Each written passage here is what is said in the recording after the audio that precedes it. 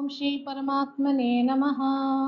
उद्धरेदात्मनात्मानम् आत्मानम् अवसादयेत् आत्मैव ह्यात्मनो बन्धुः नात्मैव रिपुरात्मनः। अनुवाद कुछ इस प्रकार से है साधकगण।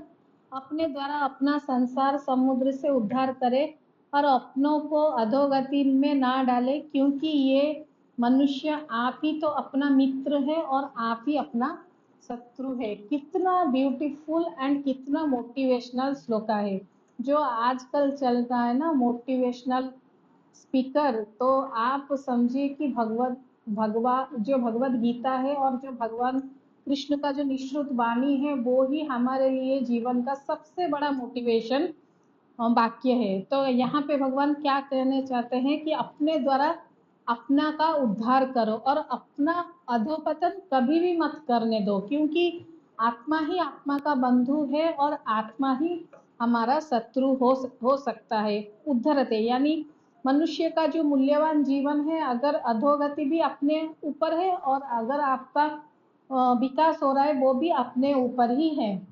कैसे है? जैसे हमें पता है कि हम हर मनुष्य को आनंद चाहिए, हर मनुष्य दुखी रहना नहीं चाहता, वो हमेशा चाहता है कि वो अवसादन यानी खुशी में रहे।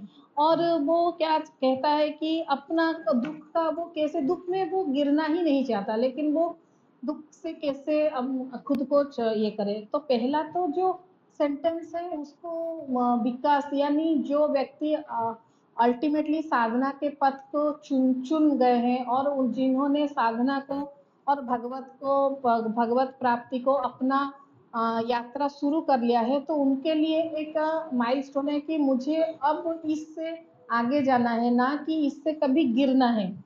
और जो व्यक्ति अभी तक वो साधना का क्षेत्र में नहीं आया है, उसका ये रहना चाहिए कि मैं कम से कम इस मनुष्य योनि से कम ना हूँ, यानी मुझे और अधोगति भी नहीं चाहिए। हाँ ठीक है, मुझे ऊर्ध्व नहीं मिल रहा है, लेकिन मेरा कर्म ऐसा ना हो कि मेरा अधोपतन हो जाता है।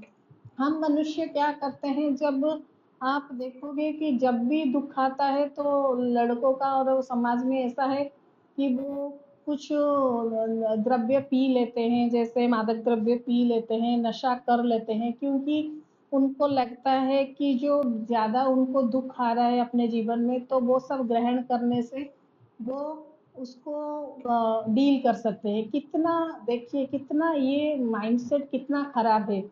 आप कभी भी निशाग्रस्त होके अपना अधोपतन भी नहीं कर सकते और ऊर्ध्व आप नीचे ही नीचे जाते हो। देखो, जो भी शादी हो रहा है, जहाँ भी हो रहा है, हम खुशी को भी उससे करके, हाँ हम अगर सेलिब्रेशन करना है तो ये चीज़ हमें चाहिए। अगर मुझे जीवन में बहुत दुख आ रहा है तो मैं इसको पी के ही, ड्रग्स को लेके या नशा द्रव्य लेके इसको डिप्रेशन में डील कर सकता हूँ। देखिए कितना अधोपतन भी मनुष्य खुद ब खुद कर रहा है। अभी एक चरित्र आपके सामने मैं रखूंगी, महाभारत का एक बहुत जो दृढ़ चरित्र है वो है देवव्रत यानी भीष्म जी। उन्होंने क्या किया, उन्होंने एक ऐसा प्रतिज्ञा लिया कि वो अपने सारा जीवन ब्रह्मचर्य में रहेंगे।